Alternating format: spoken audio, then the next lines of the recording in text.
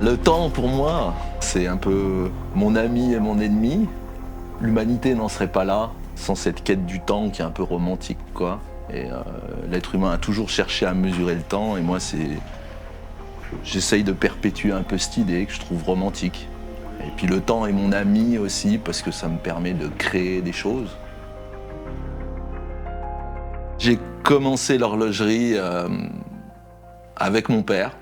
Mon père était donc horloger, et puis je le suivais un peu derrière l'établi. Il me donnait des vieux réveils pour bricoler. Quand il a fallu choisir un métier, c'est naturellement que je suis allé faire le même métier que papa.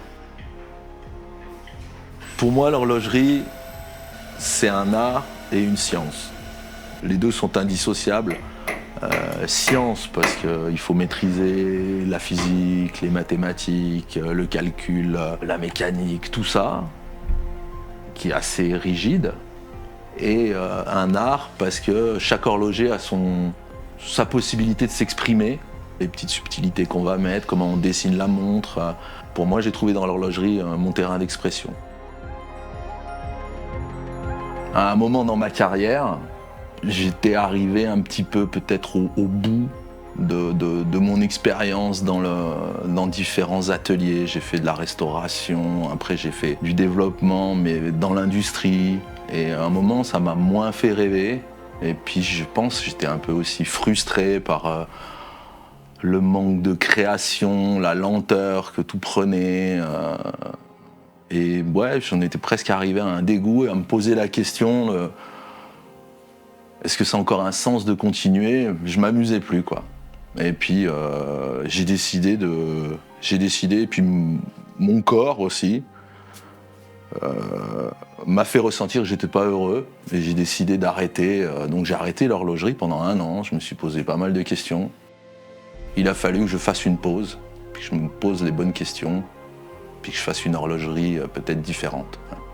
Je me suis rendu compte que peut-être j'étais pas allé au bout de quelque chose, et j'avais toujours eu ce rêve d'essayer de faire ma montre, de créer quelque chose entièrement par moi-même. C'était un besoin, donc j'ai mis en place un petit atelier, et puis avec mes petites machines, et puis un ami me dit il y a le concours qui se lance, et puis ça m'a donné l'excuse de partir sur un projet et d'aller au bout. Et donc ça a vraiment été ma première réalisation en tant qu'indépendant. Donc c'était un chronographe monopoussoir.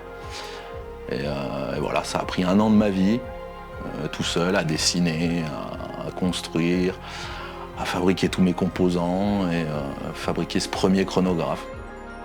Tout est arrivé un petit peu au même moment, des étoiles qui s'alignent. Ce qui m'a inspiré et motivé à créer l'origine, il y a un côté égoïste, c'est que j'ai voulu faire un peu la montre de mes rêves. J'ai voulu faire ma montre aussi pour moi, avec tout ce que j'aime, tout ce que j'ai appris, tous les codes horlogers que j'apprécie.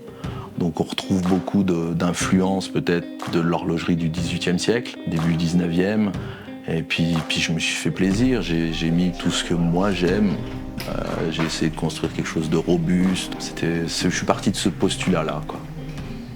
Je pense que j'ai réalisé que j'avais peut-être fait une montre sympa le jour où je l'ai présentée, en fait. Mais avant de la présenter, j'étais plein de doutes. Et effectivement, je suis arrivé à une exposition à Genève. J'ai présenté la pièce, et je crois qu'1 heure après, j'avais vendu ma première montre. Pour moi, Sainte-Croix, ça a changé ma vision du métier, ma carrière. Quand je suis arrivé ici il y a une 20aine d'années, c'était pour faire de la restauration de pendules anciennes. Et j'ai rencontré tous ces artisans qu'il y a ici, Denis Flageolet, Vianney Alter, tous ces gens.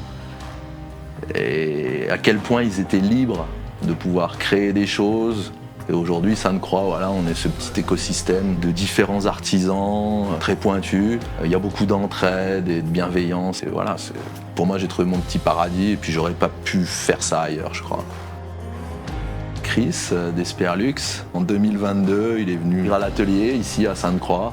Voilà, il a découvert l'origine, on a commencé à discuter de comment on pourrait un peu faire quelque chose de spécial et faire une série un peu sympa.